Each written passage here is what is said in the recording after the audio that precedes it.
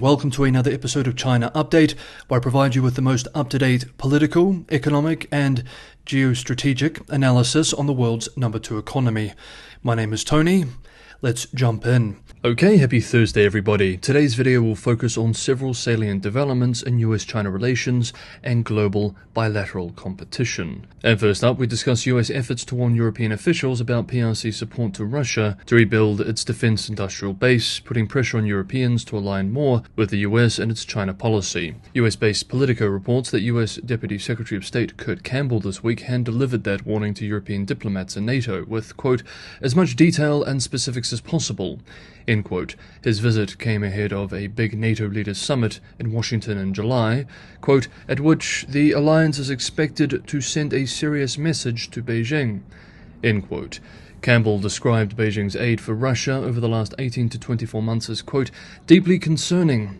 End quote, adding, quote, I do want to underscore that what we've seen from China to Russia is not a one-off or a couple of rogue firms involved in supporting Russia.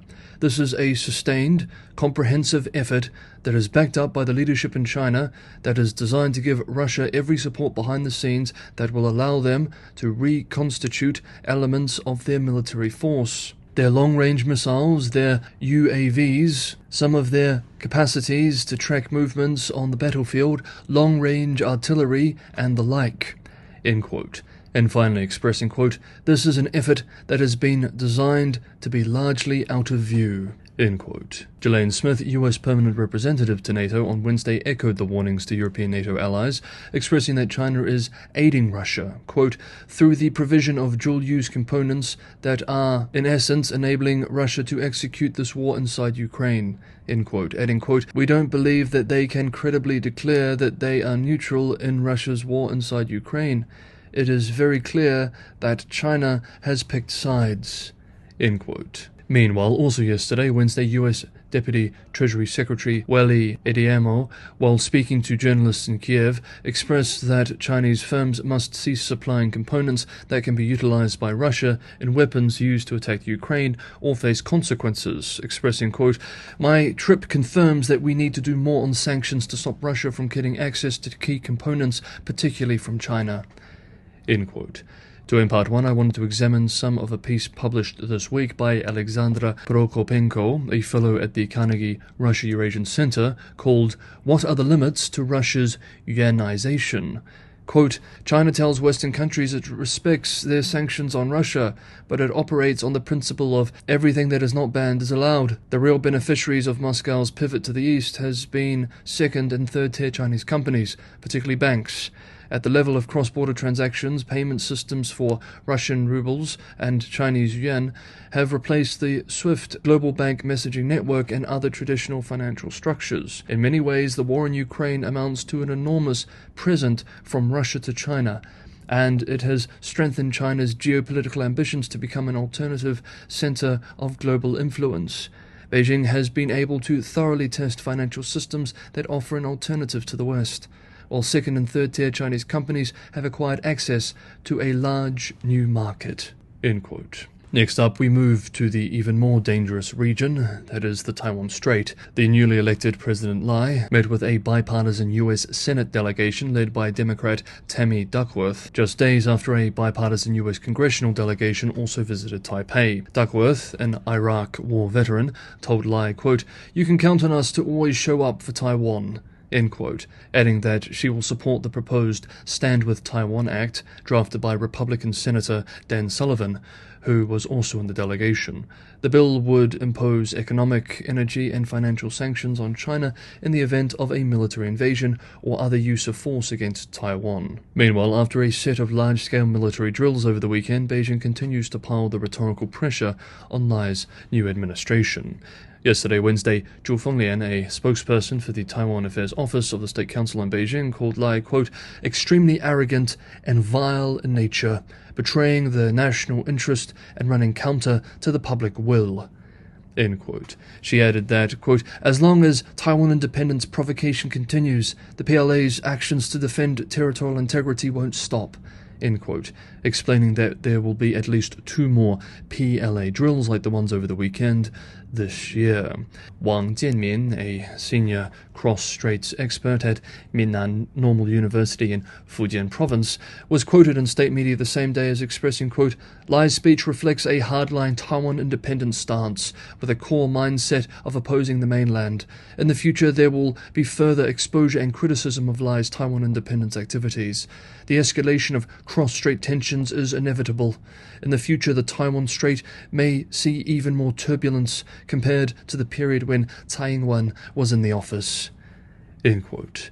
Indeed, yesterday, U.S. Indo-Pacific Commander Samuel Paparo, speaking to Japanese financial media outlet Nikkei Asia, warned that China's recent military exercises surrounding Taiwan, quote, looked like a rehearsal for an invasion, end quote, stressing the importance of solidarity among the U.S., Japan, and their partners to enhance deterrence against Beijing. Next up, we have a few more key developments to cover in diplomacy.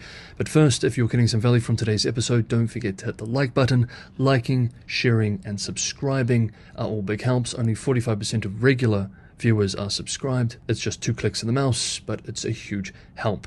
Patreon and Buy Me a Coffee links are also in the description for those who want to help keep the channel financially sustainable. Thank you so much. Okay, now let's move to diplomatic developments in the relationship.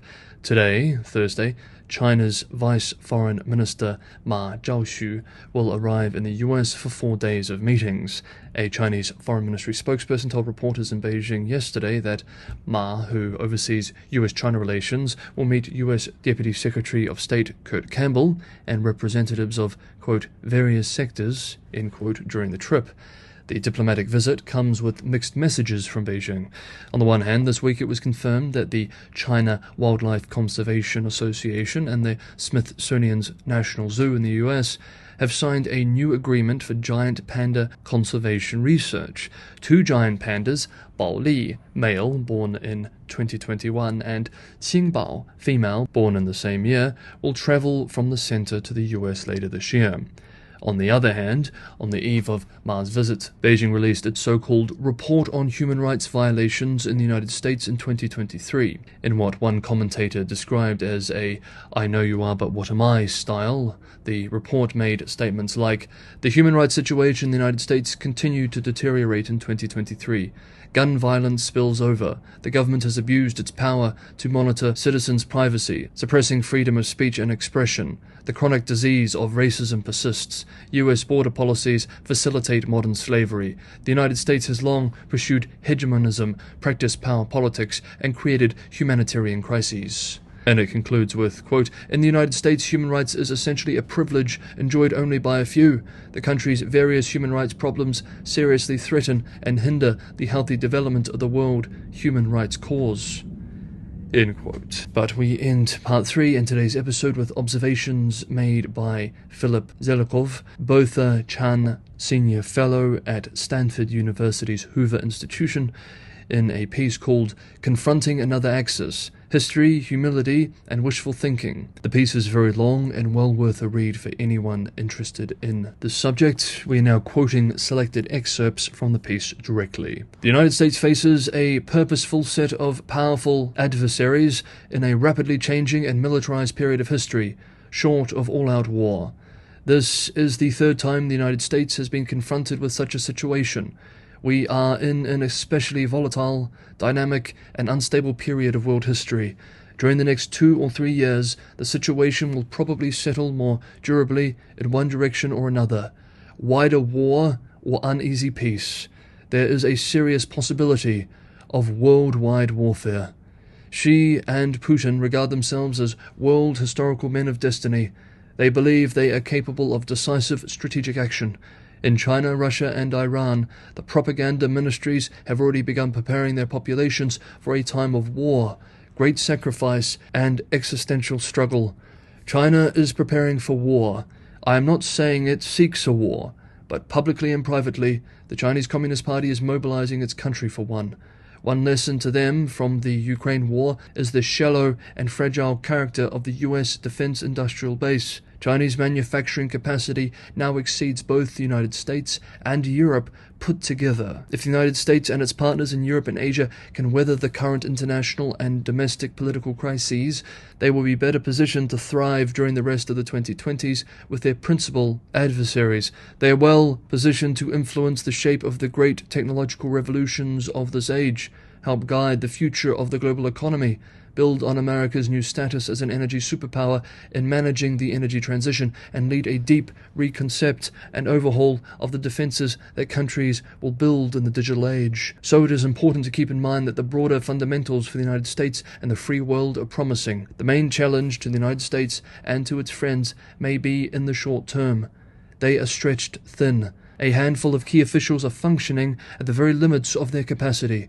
With few exceptions, civilian leaders in the United States and the free states of Europe and Asia that are still at peace do not want to try to scare their publics into a pre-war mode. The worst case would be to sacrifice fundamentally strong future prospects because of short-term miscalculations. Having navigated successfully through years of intense crisis, the Kennedy and early Johnson administrations had turned the corner in the Cold War by 1963-64. The momentum of Soviet and Chinese advance was ebbing. The free world was on the verge of historic advances and achievements in society and science. Then America's leaders blew it. The great tragedy of Vietnam was that, although the fears about North Vietnam turned out to be well judged, the efficacy of a commitment to defend South Vietnam was not. The American overcommitment in Vietnam at that moment of promise in world history instead became a dreadful self-inflicted wound. The task for this period of crisis is to weather it, with America's core strengths and advantages preserved, or even enhanced. Here ends the direct quote in today's episode of China Update. Let me know what you think about some of these developments and observations and commentaries in the comments below. Thank you so much, everybody, for watching. Have a great Thursday, and I will see you all tomorrow.